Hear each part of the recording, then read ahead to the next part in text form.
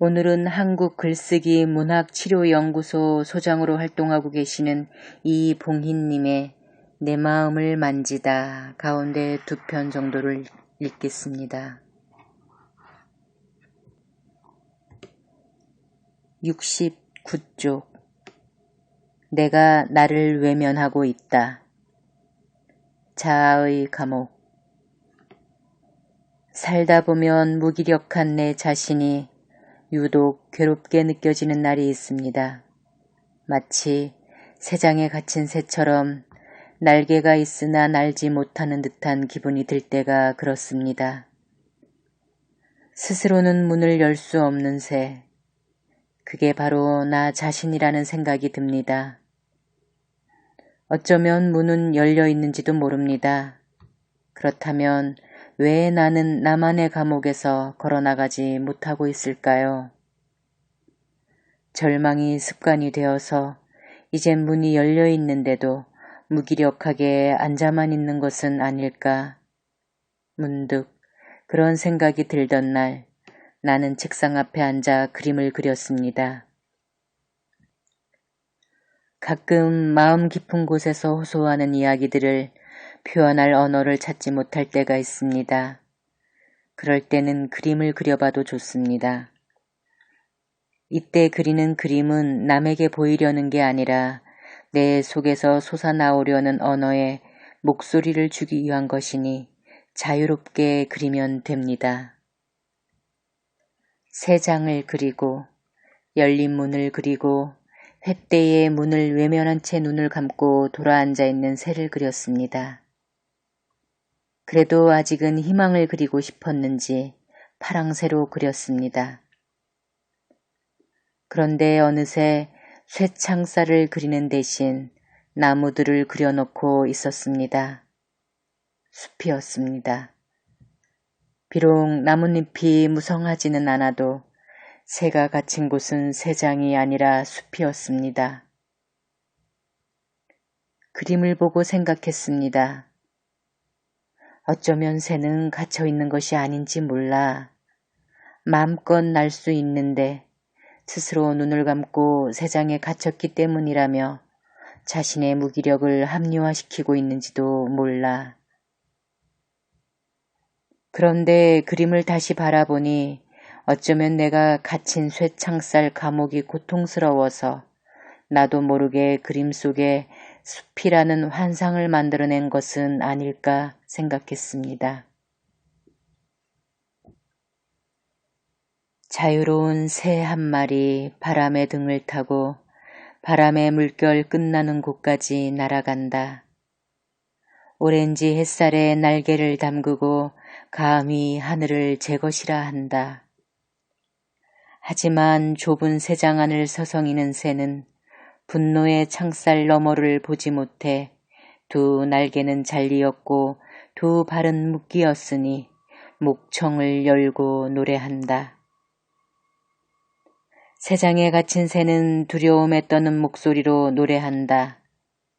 미지의 것, 그러나 아직은 갈망하는 것들을 그의 노래 먼 산 언덕에 퍼지네. 새장에 갇힌 새는 자유를 노래하기에. 마야 안젤로, 나는 왜 새장에 갇힌 새가 노래하는지 알고 있다. 내가 날지 않으면 열려있는 문도 닫혀 있다.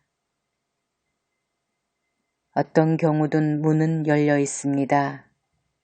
그러니 나는 날갯짓을 해야 합니다. 내가 스스로 나를 가둔 이 자아의 감옥에서 나와야 합니다.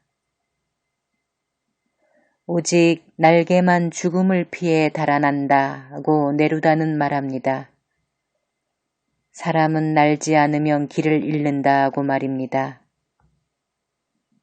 그렇다면 어떻게 밖으로 날아갈 수 있을까요?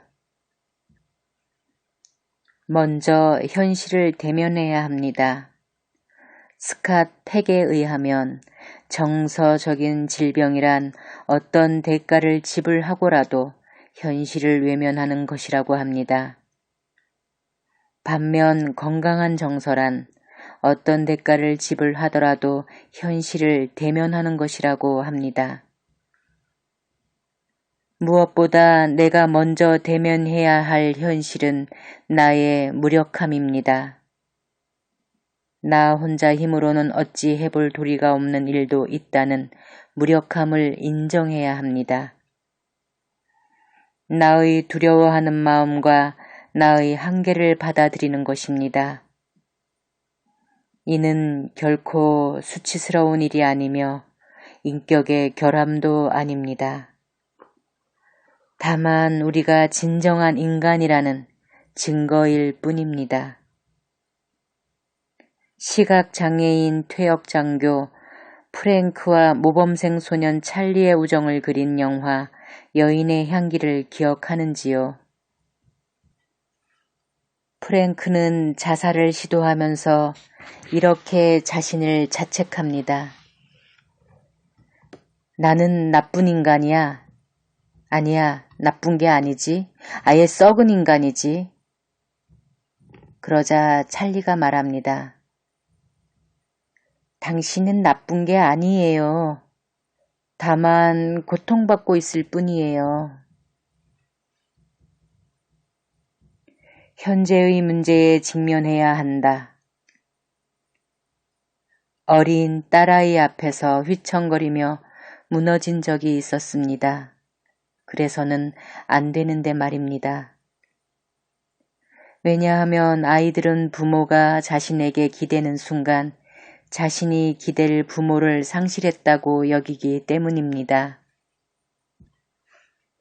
평소 딸아이의 표현대로라면 내일 지구가 멸망해도 두려움이 없을 것 같았던 엄마였는데 그렇게 힘겨워하는 모습을 보이는 게 너무 미안했습니다. 다른 사람이라면 몰라도 딸아이에게만큼은 엄마로서 약한 모습을 보여주고 싶지 않았습니다. 미안해. 요즘 엄마한테 실망했지? 그러자 딸아이가 말했습니다. 난 지금의 엄마가 훨씬 인간다워 보여. 그러니까 엄마, 눈치 보지 말고 맘 놓고 절망해. 지금 상황에서 아무렇지도 않다면 그건 사람이 아니잖아. 그 말은 어떤 어른의 충고보다 훨씬 큰 힘이 되었습니다. 어릴 때 읽었던 승리를 말하는 자 누구냐, 다만 견딜 수 있을 뿐이라는 말을 떠올리며 위로를 받았습니다. 그렇습니다. 우리가 직면해야 하는 현실은 바로 삶은 우리가 받아들여야 하는 실존의 한계 상황들로 가득하다는 사실입니다. 마음이 건강해지고 치유된다는 것은 그런 현실, 곧 한계 상황을 받아들이는 일입니다. 철학자 얄롬은 말합니다. 삶은 때로 불공평하고 불공정하다. 고통과 죽음으로부터의 탈출구는 없다. 아무리 타인과 친밀할지라도 나의 삶은 여전히 나 홀로 직면해야 한다. 나는 나의 삶과 죽음의 문제를 직면해야 한다. 따라서 보다 정직하게 살아야 하며 사소한 일에 얽매여서는 안 된다. 타인들의 도움과 상관없이 내 삶의 방식에 궁극적인 책임은 내가 져야 한다. 때로는 나보다 큰 존재에게 도움을 청해보는 것도 좋습니다. 이것은 마치 어린아이가 어린아이임을 인정하고 부모의 손길과 도움을 바라는 것과 같습니다. 우리는 모두 나보다 더 위대한 초월의 존재의 도움이 필요합니다. 이때 위대한 존재란 단지 힘이 있다는 뜻이 결코 아닙니다. 인격으로서의 완전함과 선함, 나의 연약함을 나보다 더 잘 알고 그 모든 것을 용서하고 끝까지 포기하지 않는 무한대의 사랑을 다 어우르는 말입니다. 도움이 필요하다고 적극 표현하십시오. 어린아이가 어른인 채 하며 모든 것을 혼자 처리하려다가 오히려 무력감에 빠지거나 수치심에 스스로 고립시킨다면 이 얼마나 안타까운 일이겠습니까? 그리고 하고 싶은 일들 가운데 작은 일부터 시작하십시오. 온몸으로 햇살을 느끼며 산책을 하고 친구를 만나 이야기를 나누어 보는 것입니다. 친구가 없다면 일기장에 자신의 마음을 마음껏 털어놓으십시오. 마음의 위로를 주는 시나 책을 읽어도 좋습니다. 나를 위해 투자하는 일을 저버리지 마십시오. 문은 열려 있습니다. 새장에서 나와 조금씩 나는 연습을 하십시오. 익히다는 의미의 한자 습은 창공을 나는 새의 날개를 뜻합니다. 용기 내어 날갯짓을 해보십시오. 마음껏 숨 쉴 수 있도록 무한한 빛의 벌판으로 나오십시오. 사랑하는 이여, 잠에서 깨어라. 잠든 내 가슴에 친절을 베풀어 광활한 빛의 벌판으로 데리고 나가라. 살아 숨 쉴 수 있도록. 하피즈.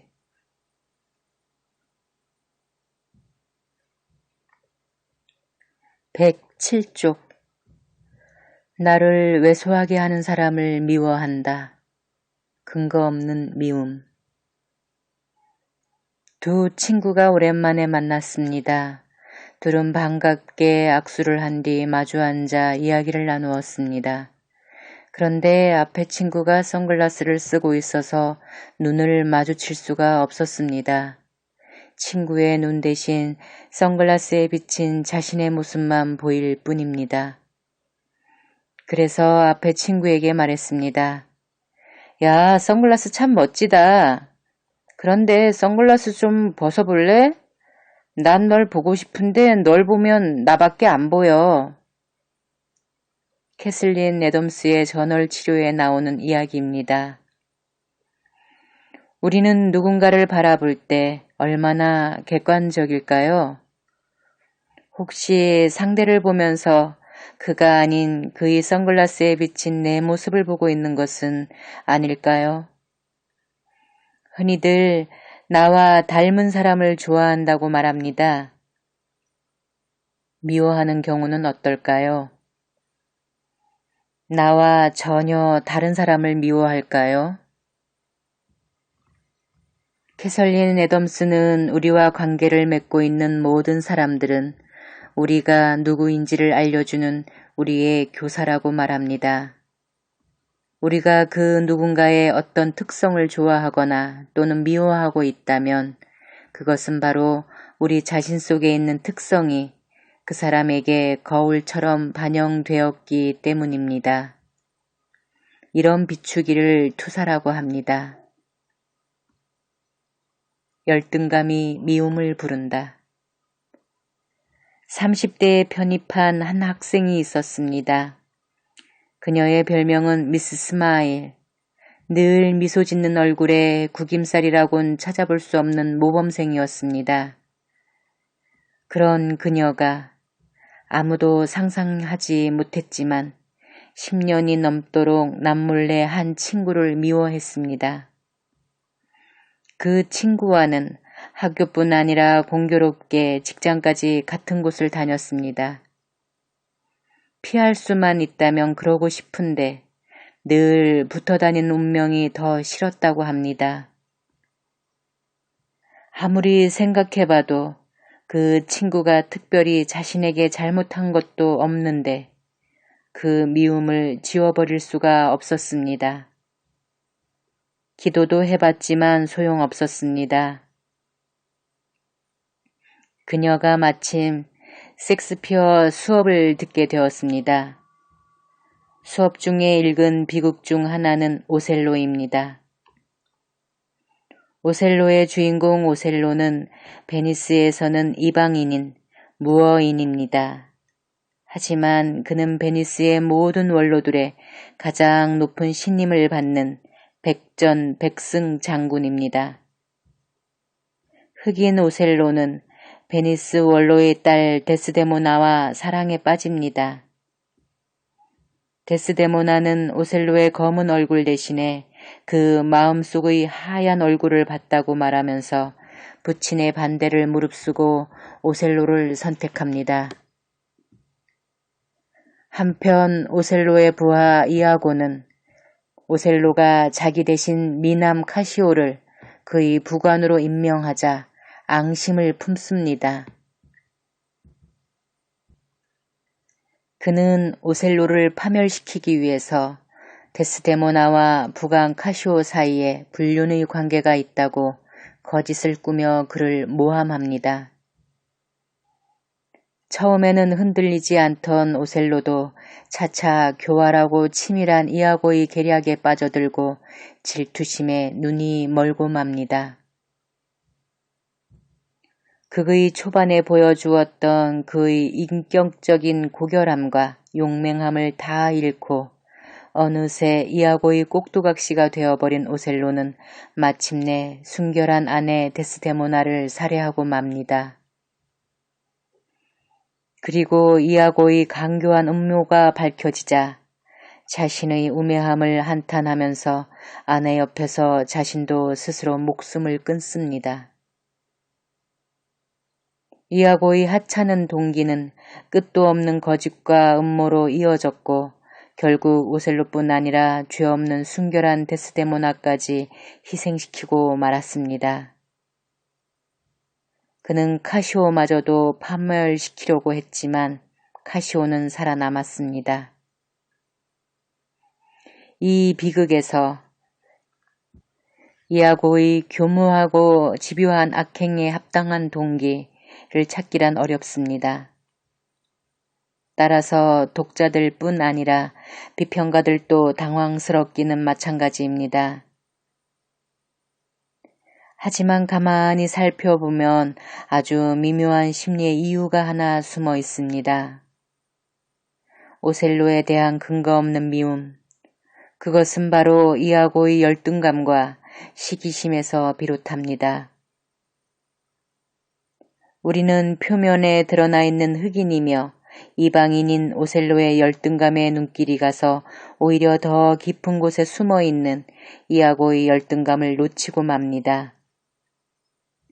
오셀로에게 대한 이아고의 동기 없는 거부감과 증오심은 바로 용맹스러운 장군 오셀로를 보면 자신의 열등감이 더욱 부각되기 때문입니다. 그래서 그는 자신의 못남을 그대로 보여주는 거울을 깨뜨리고 싶은 것입니다. 마치 백설공주에서 왕비가 백설공주를 견딜 수 없어 하는 것과 같습니다. 누군가를 이유 없이 미워하는 이유.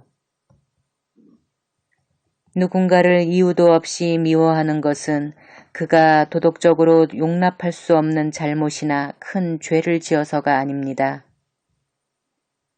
그렇지 않다면 신문이나 뉴스를 통해 매일 만나는 수많은 법범자들을 그렇게 쉽게 잊을 수는 없겠지요. 그뿐 아니라 그렇게 미워하던 사람의 행동을 내가 그와 같은 지위와 힘을 가졌을 때 그대로 행하지도 않을 것입니다.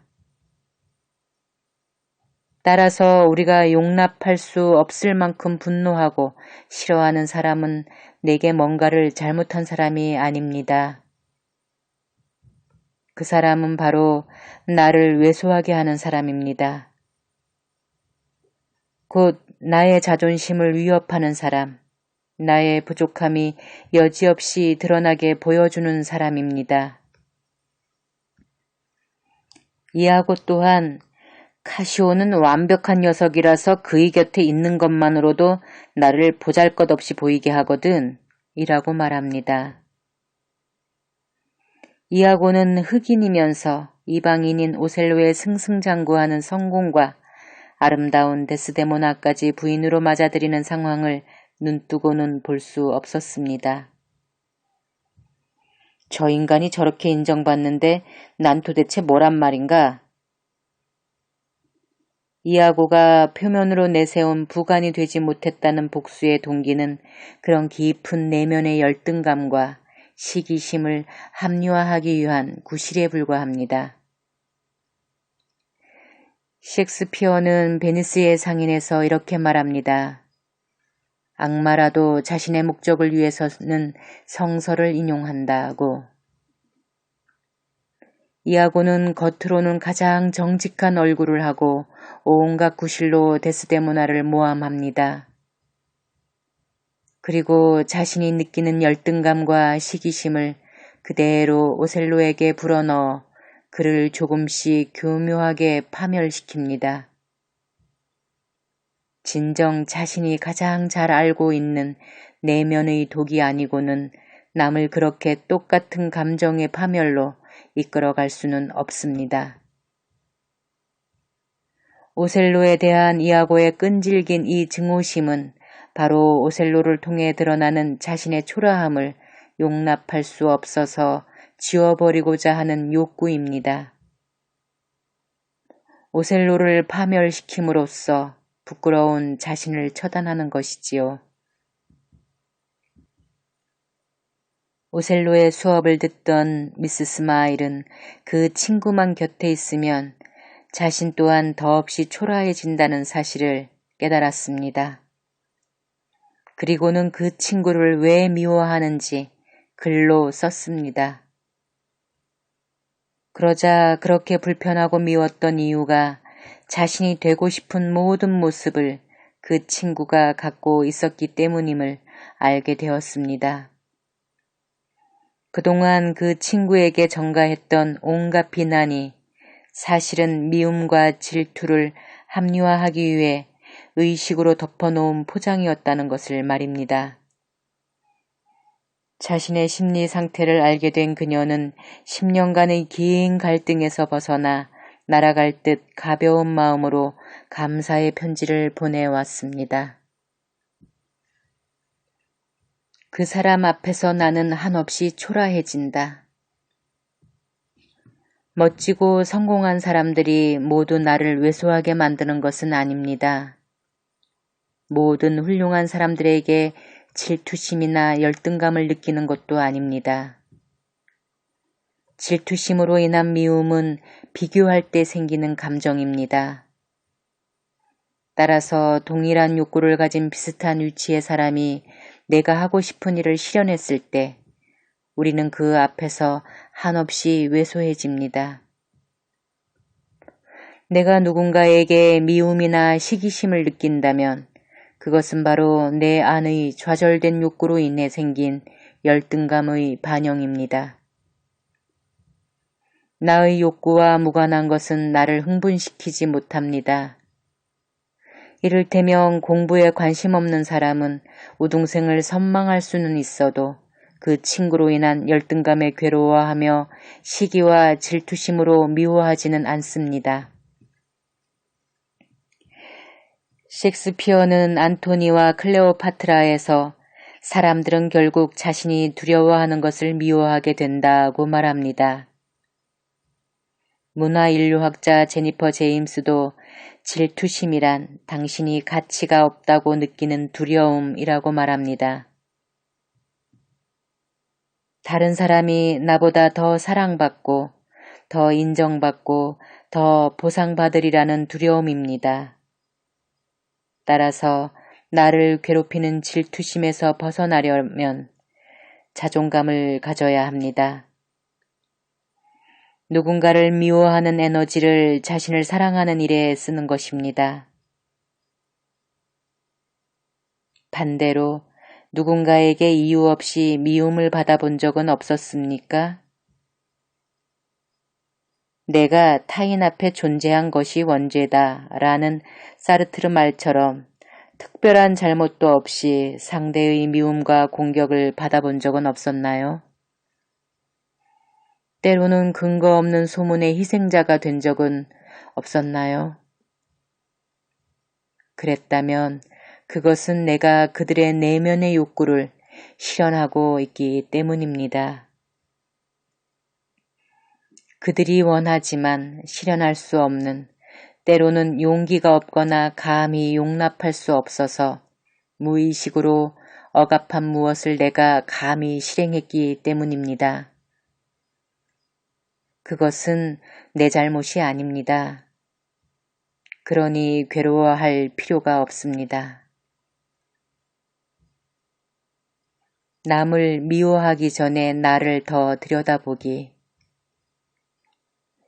이유 없이 미움을 받고 배척을 당할 때 우리는 상대의 마음에 들기 위해 이런저런 시도를 합니다. 하지만 무엇을 해도 결국 돌아오는 것은 억울한 핑계로 포장된 배척과 미움뿐입니다. 이것은 단순한 질투심에서부터 아주 복잡한 무의식 욕구에까지 다양합니다. 이를테면 동성애 성향의 한 사람이 있다고 가정해 봅시다. 만일 그가 스스로 그 사실을 너무도 끔찍하게 여긴다면 그는 그 사실을 무의식으로 억압하게 됩니다. 그렇기에 그는 자신 속에 그런 무의식 욕구가 있는지도 모릅니다. 더 나아가 자신의 그런 욕구를 비춰 보여주는 사람들, 곧 동성애자들을 용납하지 못하고 가장 앞장서서 성토합니다. 그것은 상대에 대한 처벌이 아니라 자신이 수치스러워하는 내면의 욕구에 대한 처벌인 셈입니다. 이런 일은 개인만이 아니라 사회, 집단으로도 일어납니다. 까뮈의 소설 이방인의 메르소나 호손의 소설 주홍글씨의 헤스터 프린이 바로 그 예입니다. 가늠을 뜻하는 주홍글씨 A를 문신처럼 평생 가슴에 달고 사는 그녀는 자신의 죄를 인정한 떳떳한 자유인입니다. 오히려 그녀를 끝까지 미워하고 배척하는 히스테리적인 집단은 모두가 자신들의 실현할 수 없는 은밀한 욕망과 수치스러워서 무의식 깊이 숨겨둔 욕망을 그녀가 감히 행한 것을 용납하지 못합니다. 그렇기 때문에 그녀를 무참히 처단하는 것입니다. 내 안에 없는 것은 진정 나를 흔들지 못합니다. 누군가를 미워하고 있다면 그것은 바로 나를 미워하는 것이라는 사실을 기억하면 좋겠습니다. 타인을 보고 있다고 하지만 선글라스에 비친 자신을 보듯이 우리는 타인 속에 투사된 나를 볼 때가 더 많습니다. 누군가에게 미움과 질투를 느낀다면 그것을 나의 내면의 욕구를 탐구할 수 있는 기회로 삼아 보십시오. 상대와는 무관한 일입니다. 나의 욕구를 탐구하고 대신 그 사람에 대한 증오심에서 자유로워지기를 바랍니다. 누군가를 미워하는 것도 누군가의 무고한 미움의 대상이 되는 것도 모두 삶의 긍정적 에너지를 낭비하는 안타깝고도 고통스러운 일입니다.